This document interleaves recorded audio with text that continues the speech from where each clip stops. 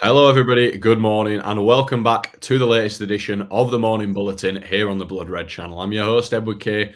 Joining me this morning is Dave Comerford, and actually, we're going to take a break from discussing Liverpool's midfield seemingly every morning throughout the transfer window on these streams, and we're going to move to talking about the defence a little bit today. We'll start on the subject of Levi Colwill, Chelsea player. Obviously, was on loan at Brighton last season. Really impressed.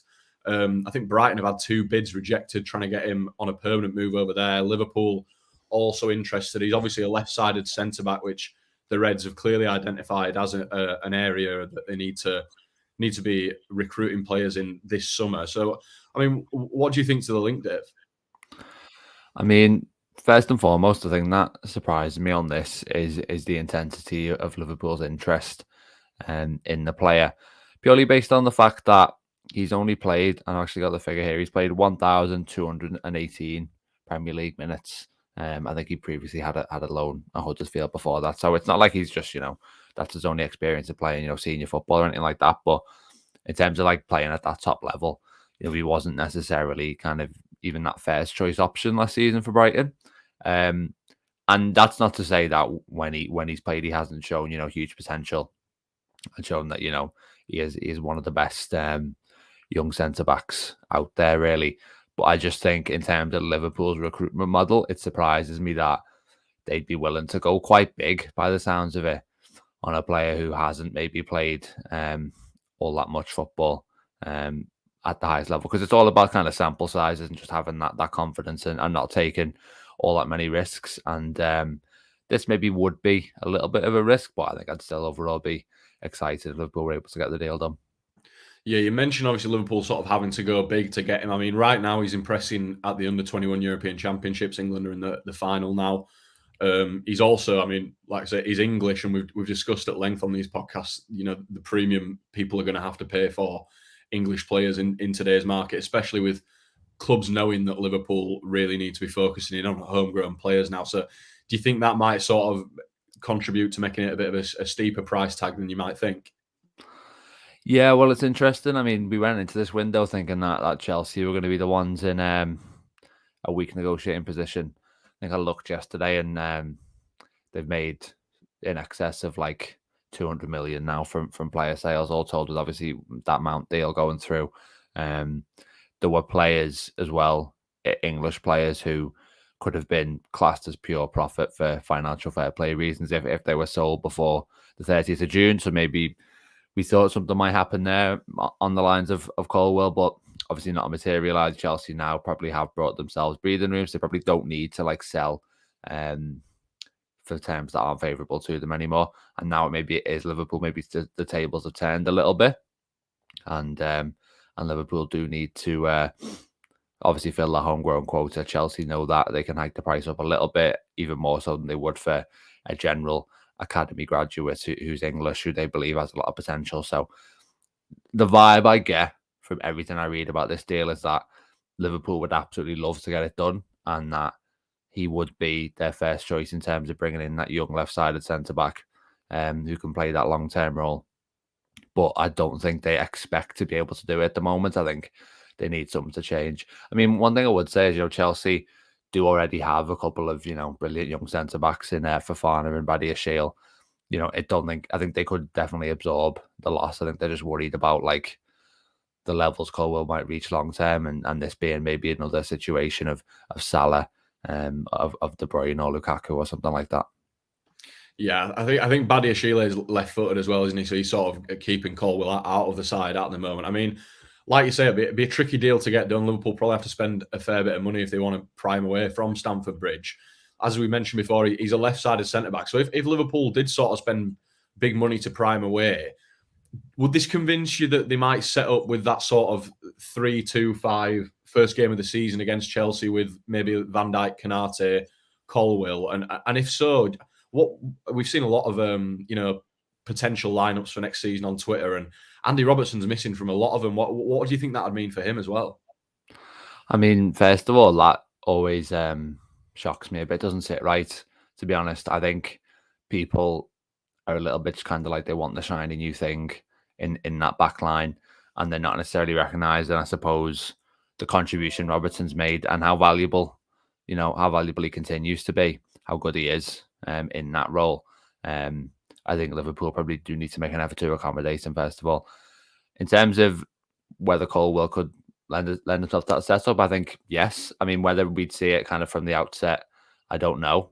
Maybe there's a bit more of a transition period there, especially with a young player, someone who, like I said, doesn't have all that much in the way of Premier League experience. But I think it would definitely be an option. And I think, like you said in your question, when Liverpool are seemingly ready to spend so much money, that to me indicates that he's not just seen as a player who's going to start in 2 or 3 years. He's seen as someone who could actually kind of push for that starting place straight away, for the amount that Liverpool would be willing to spend by the sounds of it. So, yeah, I think he would definitely be a contender for that. And maybe that is the tactical vision. I certainly think that long term they view him as someone who could potentially succeed Virgil van Dijk, and that I reckon is probably why they're so excited. Yeah, we'll move on now to another young English centre-back who Liverpool are supposedly in for, Marc Guehi of Crystal Palace. Slightly more experienced than Colwill, and maybe that's why Palace rate him apparently at over £60 million. I mean, we've already mentioned, as we said, the English premium that they have to pay. Do you think that makes that a more reasonable price, or is that far more than you think Liverpool will be looking to pay?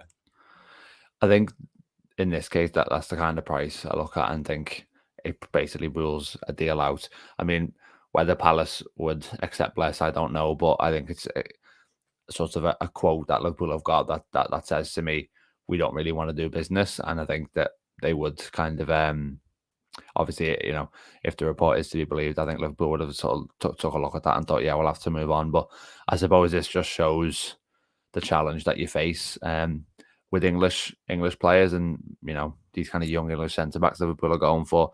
Guehi's a decent player, but if he wasn't English, I don't think he's gone for anywhere near that price, to be honest. And that's not just a personal insult on him. I just think that with English players, because of the homegrown quota, because they get hyped up so much by the media, because they're the centre of attention, I think it inflates their stock a little bit. I think that's probably what's happened here. So I'm not sure it's one that Liverpool will have any interest in for that price tag, but it certainly looks like generally that there's kind of a big emphasis on the homegrown quota now. I mean, we've seen all these midfield targets fall by the wayside, leaving basically Lavia as the last man standing. And then in defence, Mickey van der Ven looks like he's going to Tottenham. Gonzalo Inacio, that one's a bit quiet at the moment. And now we're seeing links to Colwill, we're seeing links to Guehi. Maybe that is going to be the big drive now for Liverpool's. I mean, whether they make one signing or two signings, I don't know. But it certainly looks like the next player they bring in might be someone who ticks that box just to relieve a bit of pressure, because I think the Szoboszlai deals slightly put them into a bit of a corner with that one. Yeah, I was thinking that as well. It sort of left them, if they are going to get two more players in this summer, they really do need to be English, don't they? Especially with Milner, Oxlade-Chamberlain, the likes of them having left. But Arsenal, Spurs, and Newcastle all supposedly interested in Guehi as well. Obviously, we've seen before with Luis Diaz, Liverpool sort of left it to Tottenham to negotiate the price down, and then once they got it to a reasonable fee, Liverpool actually will take him for that much. Do you think there's any chance of Arsenal, Spurs, Newcastle getting involved in some discussions with Palace, getting that down again, and Liverpool maybe being able to muscle in on a deal again? Well, it's an interesting one. I think obviously Spurs are going for Van der Ven. There was a report yesterday that we covered on Liverpool.com about Spurs maybe looking at Tapsoba as well. So whether they want another centre back after that, not really. I think Newcastle would maybe like to do it, from what I've read, to get another centre back in. He's obviously a player that could appeal, and then Arsenal signing Timber. Whether they'd bring in someone else after that, I'm not sure. So obviously, I suppose competition can be a blessing and a curse in that sense. If there is maybe some negotiation that happens, one thing that is interesting that I kind of thought about yesterday is both signings so far Liverpool have had a free run. Like, obviously, Szoboszlai had this release clause deadline that basically, I mean, there would have been multiple clubs aware of that. Liverpool the only one that triggered it. Those clubs could easily have triggered the release clause too. And then it's a case of the player choosing between multiple options. Nobody went for it.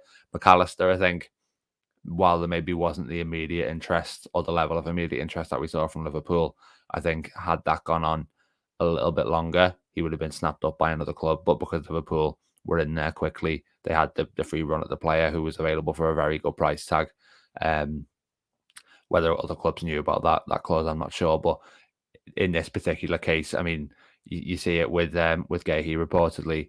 I think you're seeing it with Lavia as well. Arsenal seems to be quite strongly interested. Chelsea, I think, already tried to sign him last summer and might go back in this year. I think now Liverpool are going to have to brace themselves for fending off a bit of competition if they want to get their top targets, and maybe things become a little bit more difficult now. But that's where you're glad that you've already got 2 players in the door and it's only the first week of July. Yeah, it's certainly very rare in this day and age, in this market, that you're going to get a free run at an English player that top 6 clubs are interested in, isn't it, really? But remains to be seen whether they go for Colwill or probably less likely Guehi. But that is all the time we've got today on the Morning Bulletin. So, Dave, thanks for joining me, and we'll catch you next time.